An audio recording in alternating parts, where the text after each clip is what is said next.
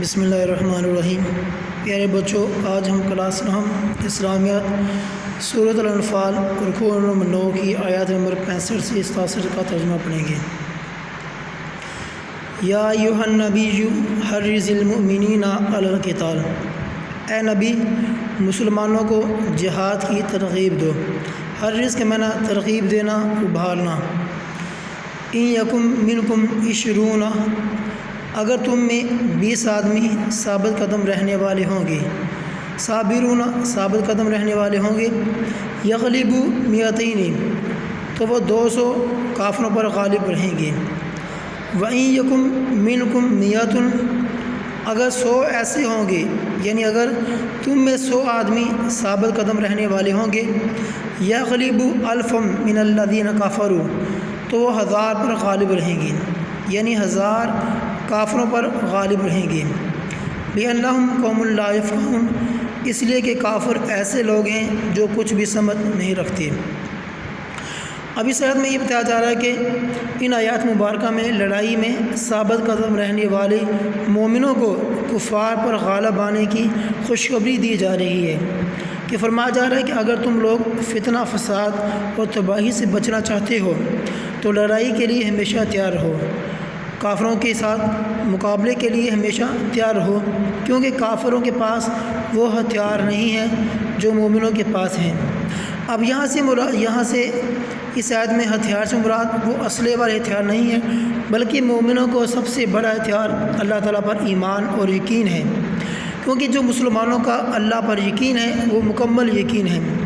اس میں مومنوں کے لیے ہر اعتبار سے فائدہ ہی فائدہ ہے۔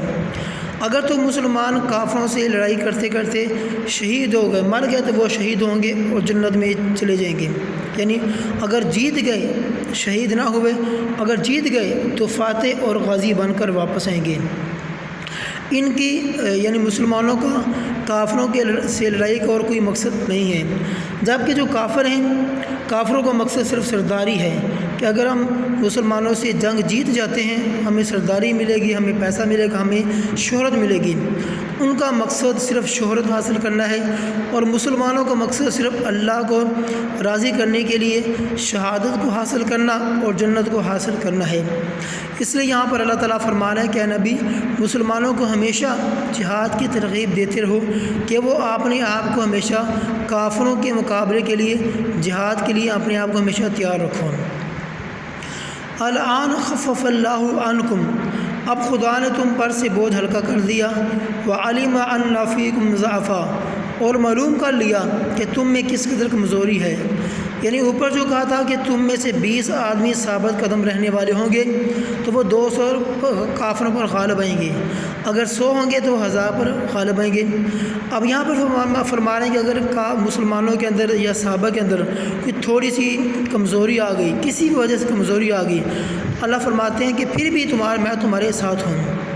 اگر تم میں سے 100 ثابت قدم رہنے والے ہوں گے، فَإِن يَكُن مِّنكُم 100 صابرة، اگر تم میں 100 آدمی ثابت قدم رہنے والے ہوں گے، یغلبوا 200 تو وہ 200 کافروں پر غالب رہیں گے۔ وَإِن يَكُن مِّنكُمْ 1000، اور اگر 1000 ہوں گے تو وہ خدا کے حکم سے یغلبوا 2000 بإذن اللہ، تو وہ خدا کے حکم سے 2000 کافروں پر غالب رہیں گے۔ واللہ مع الصابرین، خدا ثابت قدم رہنے والوں کے ساتھ ہیں، یعنی خدا صبر کرنے والوں کے ساتھ ہیں۔ اب یہاں بھی فرمایا جا رہا ہے کہ اگر مسلمانوں میں تھوڑی سی کمزوری بھی آ گئی تو پھر بھی اللہ تعالیٰ کی مدد مسلمانوں کے ساتھ ہوگی۔ ما کان لنبی ان یکون لہ اسریٰ، اور پیغمبر کو یہ بات جائز نہیں ہے کہ اس کے قبضے میں قیدی رہیں، حتیٰ یسکن فی الارض، جب تک کہ کافروں کو قتل کر کے زمین میں خون نہ بہا دیا جائے۔ اب یہاں سے فرمایا جا رہا ہے کہ اس آیت میں غزوہ بدر جو اسلام کا پہلا جنگ تھا، پہلا کیا کہتے ہیں غزوہ بدر اسلام کا پہلا مارکہ تھا، اس میں اللہ تعالیٰ نے کفار کو ذلیل کیا اور مسلمانوں کو اللہ نے فتح نصیب فرمائی۔ تو جو مسلمانوں کے قبضے میں کافروں کے جو 70 سے قریب قیدی آ گئے، تو اس وقت یہ فیصلہ ہوا ان کو اپنی جب فدیہ لے کے چھوڑ دیا جائے، یعنی یہ جو کافر قیدی بنے نا ان کو فدیہ لے کر چھوڑ دیا جائے۔ تو اللہ تعالیٰ کو یہ بات پسند نہ آئی، کیوں پسند نہیں؟ کیونکہ اللہ تعالیٰ کا مقصد کیا تھا؟ اللہ تعالیٰ کا مقصد ہے کہ کافروں کو بالکل ختم کر دیا جائے، وہ ان کا بالکل نام و نشان نہ رہے۔ اس لیے فرمایا کہ پیغمبر کو یہ بات جائز نہیں ہے کہ اس کے قبضے میں قیدی رہیں، یعنی جیسے ان کے پاس قیدی ہیں ان کو قتل کر دیا جائے۔